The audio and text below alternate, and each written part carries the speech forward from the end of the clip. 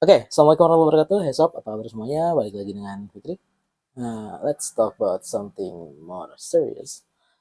Oke, kita udah uh, dapat kabar ya tentunya teman-teman.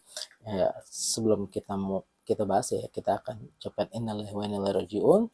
Uh, Qadarullah, putra-putra terbaik bangsa ya, dari TNI yang uh, bertugas di Unifil di Libanon, yang memang sebetulnya udah lama nih yang di Libanon ini. Dari dulu zamannya awal-awal genosida Gaza juga mereka suka update perkembangan mengenai apa yang dilakukan oleh tentara-tentara Israel, tentara-tentara kera itu. Nah, tapi kita dapat update-nya dalam beberapa hari terakhir ini sudah gugur. Terakhir saya baca beritanya lagi sudah 6 orang pasukan TNI kita yang bertugas di sana yang memang akhirnya gugur syahid insya Allah.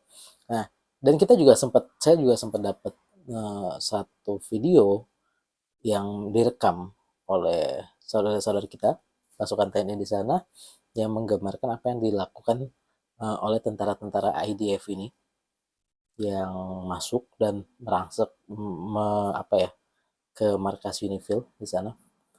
Uh, Terus apa yang akan terjadi setelah ini ya agak susah ya, karena kita bisa lihat bahwa pimpinan kita sangat berambisi sekali untuk uh, meninggalkan nama di dalam kancah internasional. Makanya kelihatan banget ambisi untuk terlibat dan punya posisi.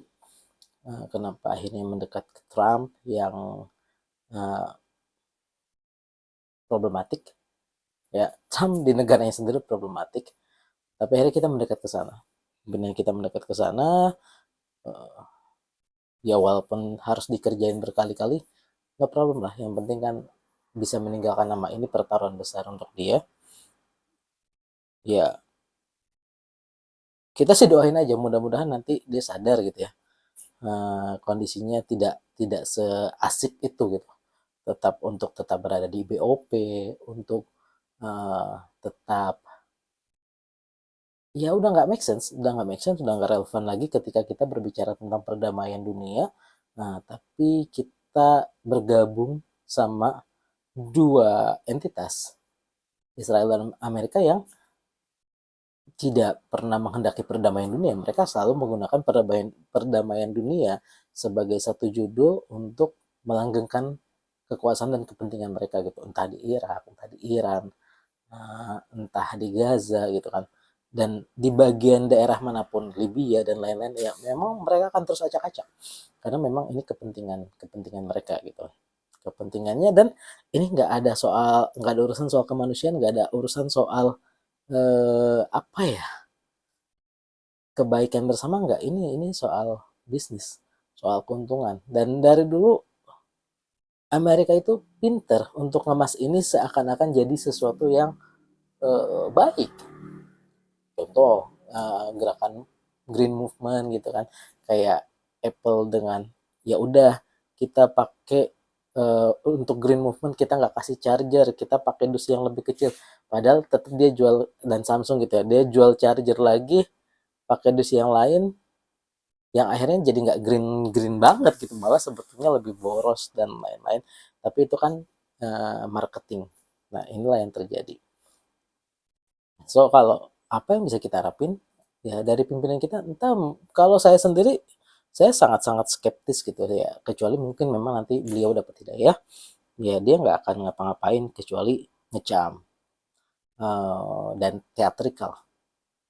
Bakal banyak kegiatan teatrikal yang dilakukan, kayak uh, semalam abis dapat video uh, pimpinan kita ini mencium anak dari prajurit yang gugur di sana dengan wajah yang sedih. Dan ini nggak aneh, karena memang dalam fase terakhir, pemilu terakhir, uh, ya beliau sudah berubah gitu kan. Berubah, dulunya selalu menampilkan wajah garang tegas, tapi ternyata itu tidak menjual di Indonesia. Akhirnya pakailah wajah sedih gitu, jadi wajah yang sedia aja gitu. Dikritik sudi, tapi walaupun ya nanti kalau udah lagi merasa jumawa ya keluar juga endasmunya itu. Tapi whatever lah, itu yang terjadi. Hmm, kita akan banyak melihat teatrikal drama-drama yang bentuknya nanti kecaman.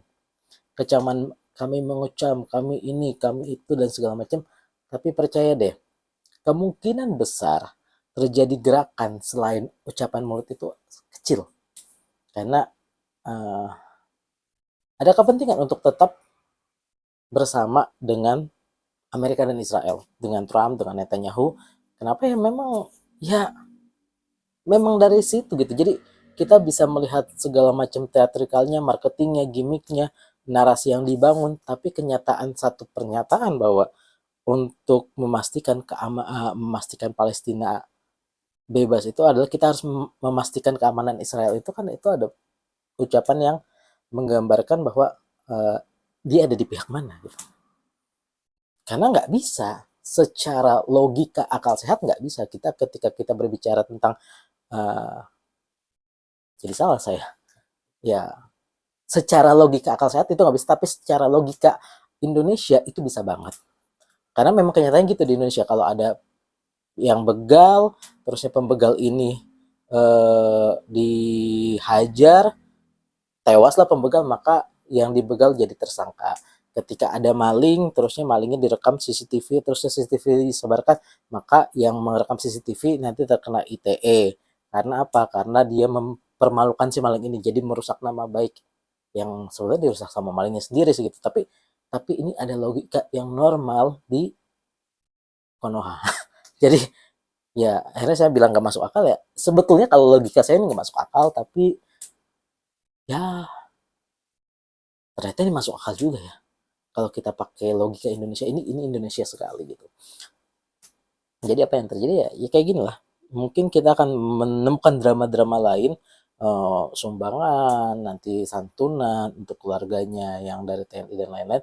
Tapi potensi adanya tindakan nyata, misalkan keluar dari BOP, terusnya head to head sama Trump, sama Netanyahu dengan segala kejahatan dan kebodohan dan narsismenya mereka, nggak akan ada. Karena dari awal memang uh, untuk memastikan keamanan dunia, kita perlu memastikan keamanan penjajahnya, agresornya, keamanan orang yang biasa ngacak-ngacak dunia gitu. Sama seperti konsepnya di Indonesia. Untuk memastikan keamanan motor-motor misalnya di parkiran, kita harus memastikan orang-orang ya daripada dicolong, daripada dimaling, daripada jadi kasar, preman-premannya ya mendingan dibayar gitu. Dan ya saya baru sadar kalau ini logika yang Indonesia sekali. Dan salah, mungkin kita harus sama-sama berdoa mudah-mudahan akan ada sosok pimpinan Indonesia yang punya kesadaran dan punya keberanian untuk keluar dari logika standar yang Indonesia banget ini, yang gak logis ini. So, itu dulu. See you next time. Nanti kita mikir lagi sama-sama. Dan mudah-mudahan ini gak cuma jadi sekedar pikiran-pikiran liar aja, tapi mudah-mudahan jadi satu pemikiran buat kita semua yang bisa kita telaah, dan mudah-mudahan jadi bahan perubahan. Ya, dari unit terkecil sendiri aja lah. Rumah kita, diri kita. Saya undur diri. Assalamualaikum warahmatullahi wabarakatuh.